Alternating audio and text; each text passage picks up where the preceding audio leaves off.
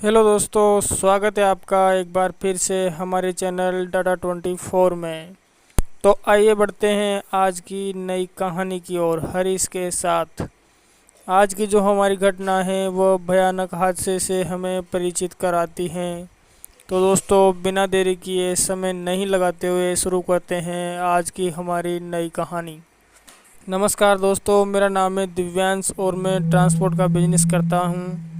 मेरे पास 18 गाड़ियाँ हैं और मैं अंतर्राष्ट्रीय माल का ट्रांसपोर्ट का कार्य किया करता हूँ। माल को मैं समुद्री पोर्ट तक पहुँचाता हूँ, फिर जहाज़ों में माल विदेश जाता है। गुजरात मुंद्रा में मेरा ऑफिस था और उस समय मेरे ड्राइवरों को मेरे ऑफिस तक पहुँचने के लिए पैदल चलना पड़ता था, क्योंकि वो जो मेरा ऑफिस था वह रोड से थोड़ा दूर था। मेरे सभी ड्राइवर मुझसे रोज़ शिकायत किया करते थे कि सर, हमें गाड़ी खड़ी करके रोज़ यहाँ तक आना पड़ता है, इसीलिए हमारा और आपका टाइम ख़राब होता है। आप रोड के आसपास कई और ऑफिस क्यों नहीं ले लेते। फिर मैंने सोचा कि हाँ यार, हमें मेन रोड पर ऑफिस ले लेना चाहिए।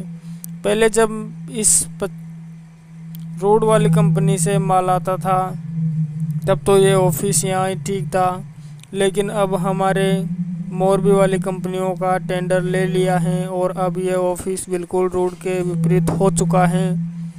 एक दिन ऐसे ही मैं अपने ड्राइवर के साथ कैंपर में बैठकर किसी से पोर्ट की तरफ जा रहा था, तो रास्ते में मैंने पुरानी टेक्नोलॉजी से बना हुआ एक गढ़ देखा जो पुराने राजा रजवाड़ों के समय का लग रहा था।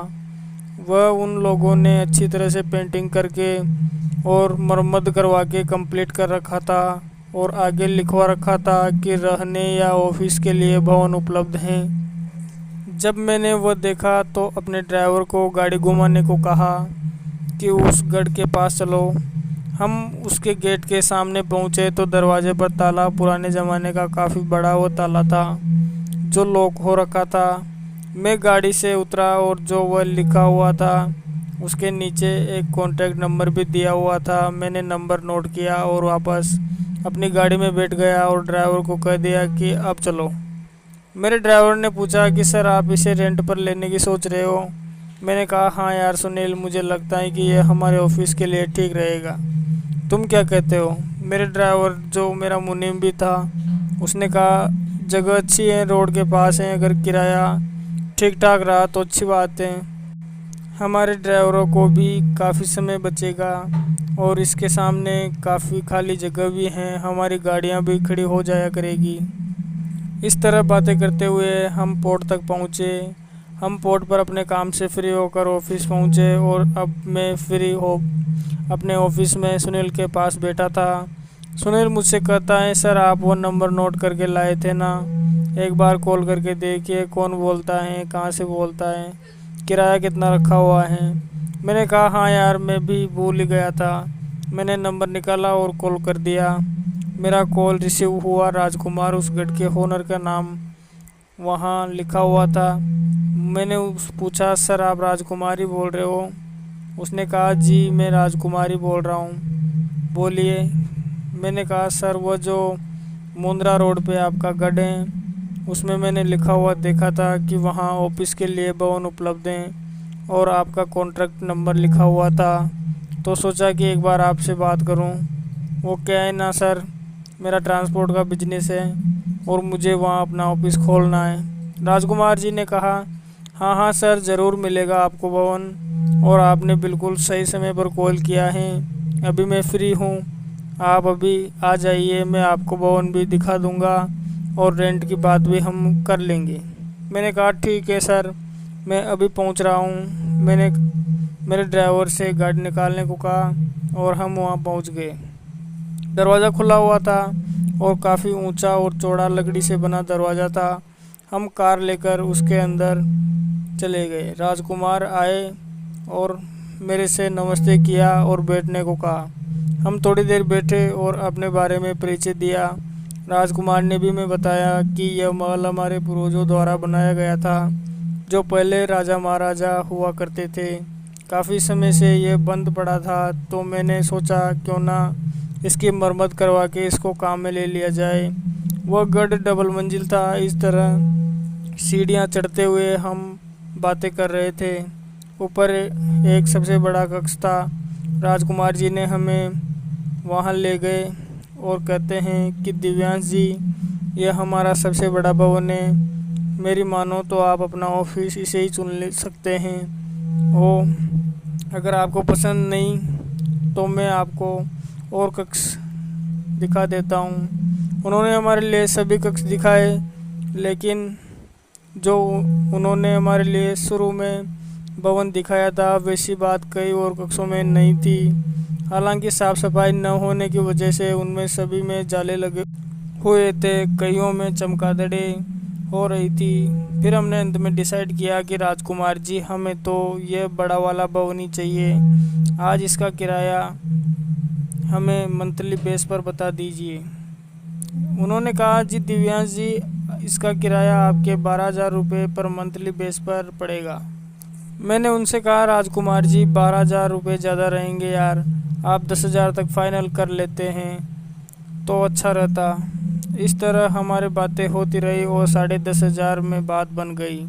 मैंने बोल दिया, राजकुमार जी आप कल इसकी सफाई करवा देना और परसों हम अपना सामान इसमें डाल देंगे। उन्होंने कहा, आप चिंता मत कीजिए, मैं कल ही इसकी सफाई करवा दूंगा और आप कल शाम को ही इसमें शिफ्ट हो जाना। मैंने कुछ पैसे राजकुमार जी को एडवांस में दिए और वहाँ से अपने ऑफिस आ गया। अब हम, मेरा मुनीम सुनील और मैं बैठकर बातें कर रहे थे कि अब इधर उधर आने जाने की झंझट तो ख़त्म हुई। मेन रोड पे हमें ऑफिस मिल गया और किराया भी ज़्यादा नहीं है, बाहर गाड़ियाँ टरने की भी जगह हैं। इससे अच्छी हमारे लिए और क्या बात हो सकती है। हमने पहले वाले ऑफिस रूम ओनर को कह दिया कि आप ऑफिस आ जाइए, आपका जो हमारी तरफ पेमेंट निकल रहा है वो ले जाइए। हम अपने ऑफिस को कहीं और शिफ्ट कर रहे हैं। उन्होंने कहा, सर यहाँ क्या दिक्कत है, आपका यहीं अच्छा चल रहा है, आप अच्छे आदमी हैं, इसलिए मेरे को कोई भी समस्या नहीं है, आप यही कंफर्ट रहिए। मैंने कहा, नहीं जी, हमारी कई और बात हो गई है, यहाँ रोज़ आना जाना हमारे ड्राइवरों के लिए अब परेशानी बन गई है। अब हमें मजबूरी में ऑफिस ट्रांसफ़र करना पड़ रहा है, तो आप अभी आ जाइए, जो आपका पेमेंट बनता है वो ले जाइए, हम कल ही ऑफिस खाली कर रहे हैं। उन्होंने कहा, जी दिव्यांश जी ठीक है, मैं अभी आधा घंटे में आपके पास पहुंच रहा हूं। आधे घंटे बाद वो हमारे पास पहुंचे, थोड़ी देर रुके और उनका था जो बकाया पेमेंट वो उन्होंने लिया और चले गए। अगले दिन शाम हुई, शाम के 4 बजे मेरे राजकुमार जी का कॉल आया। उन्होंने कहा, सर जो आपने बोला था वह कक्ष हमने आपके ऑफिस के लिए कंप्लीट करवा दिया है, अब आप अपना सामान अपने साथ लाकर उसमें रख सकते हैं। मैंने कहा, ठीक है राजकुमार जी, मैं अभी अपना सामान लेकर वहाँ पहुँच रहा हूँ। मैंने अपने मुनीम से कहा कि सुनील तुम कैंपर को यहाँ लगा दे और जो हमारा सामान है, कंप्यूटर, कुर्सियाँ, टेबल वगैरह सब उसमें रख दे। हम अभी हमारे नए ऑफिस चलेंगे, उसमें कैंपर लोड कर दिया और सभी सामान के साथ हम दोनों गढ़ में पहुंच गए। हमारे सारा सामान कैंपर से उतारा और हमने हमारे नए ऑफिस में व्यवस्थित रूप से जमा दिया। राजकुमार जी ने मेन दरवाजे की बड़े ताले की चाबियां मेरे लिए सौंप दी और कहा कि दिव्यांश जी, अब आज से इस गढ़ की जिम्मेदारी आपकी हुई। मैंने कहा, धन्यवाद जी, और राजकुमार जी चले गए। शाम के 6-7 बज रहे थे। मेरे मुनीम से बोल दिया कि सुनील तू सभी ड्राइवरों को बता दे कि अब हमने नया ऑफिस ले लिया है, सभी को डॉक्यूमेंट्स बनवाने यहीं पे आना है। उसने ये जानकारी ग्रुप में सेंड कर दी। गर्मी का मौसम था तो हमने अपने एसी से सेट करवाने के लिए लड़के को बुलाया, उसने एसी सेट किया और चला गया। शाम के 11 बज गए। मैंने सुनील से कहा, यार सुनील भूख लग रही है, अब खाना खाएंगे, तू खाना पैक करवा के ले आ। सुनील ने कहा, ठीक है सर, मैं जा रहा हूँ। सुनील चला गया और सब अब इतने बड़े गढ़ में मैं सिर्फ अकेला बैठा था और अपनी गाड़ियों की लोकेशन देख रहा था कि आसपास कोई गाड़ी आ रही है क्या। उस गढ़ में लाइट की बल्ब 3 जगह ही लगे हुए थे, एक हमारे ऑफिस में और एक मेन दरवाजे के बाहर और एक अंदर की तरफ। बाकी सारा महल अंधेरे से लिप्त था। मुझे अकेले को वहाँ बेचैनगी सी महसूस हो रही थी। मैं सोच रहा था कि अब सुनील जल्दी से जल्दी आ जाए, लेकिन होता यह है कि उस महल में लाइट को कनेक्शन जो था वैसे तो ठीक तरीके से राजकुमार जी ने करवा रखा था, लेकिन बल्ब की व्यवस्था उन्होंने बाकी जगहों पर नहीं कर रखी थी। और फिर अचानक वह जो जले हुए बल्ब थे वो ऑटोमेटिक चालू बंद होने लगे। कभी 2 बल्ब एक साथ बंद हो जाते और एक चालू रहता, और कभी एक बंद हो जाता और 2 चालू रहते। और जो मेरे ऑफिस में एसी वगैरह और कंप्यूटर सब कुछ से ठीक से चल रहे थे। मुझे इस तरह बल्बों का चालू बंद होना अजीब लग रहा था। मौसम भी बिल्कुल साफ था, फिर पता नहीं उन बल्बों के साथ क्या हो रहा था। मैं हैरान था। मैंने सोचा कि अभी सुनील आएगा, उससे इन बल्बों को ठीक करवा लूँगा। पता नहीं क्या हो रहा है इनको कनेक्शन में। अब मैंने उन बल्बों की तरफ ध्यान देना छोड़ दिया था। वह कंप्यूटर में अपना काम देख रहा था। फिर अचानक मुझे सुनील की आवाज़ आई, सर अंधेरे वाले कमरे में आइए ना, इसमें खाते हैं आज का खाना। मैं चौंक गया कि यह सुनील मेरे पास आने के बजाय मुझे अंधेरे वाले कमरे में क्यों बुला रहा है। मैं बाहर निकला, सुनील मुझे बाहर नहीं दिखा। मैंने सुनील को आवाज़ लगाई, सुनील कहाँ हो तुम, मुझे दिख नहीं रहे हो, और क्या बोल रहे थे तुम। वह आवाज़ मुझे फिर दोबारा थोड़े आगे रूम से आई, सर मैं यही तो हूँ, आपके ऑफिस के 3 कक्ष आगे, इसमें आइए। ऐसा सुनकर मैं घबरा गया। मेरे ऑफिस के अलावा सभी कक्षों के वहाँ ताला लगा हुआ था और उन सब में काफ़ी अंधेरा भी था।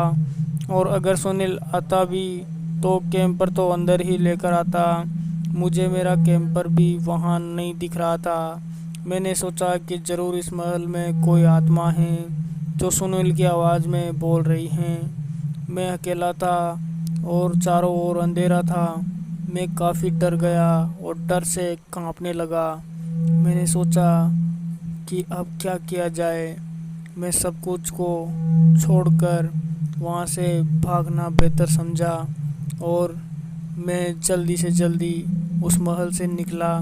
और बाहर निकलकर जब थोड़ी देर बैठा सामने बनी दुकान पर, तो थोड़ी देर बाद सुनील आता है और कहता है, सर आप यहाँ क्या कर रहे हैं, मैं खाना लेकर आया हूँ, आइए खाना खाते हैं ना।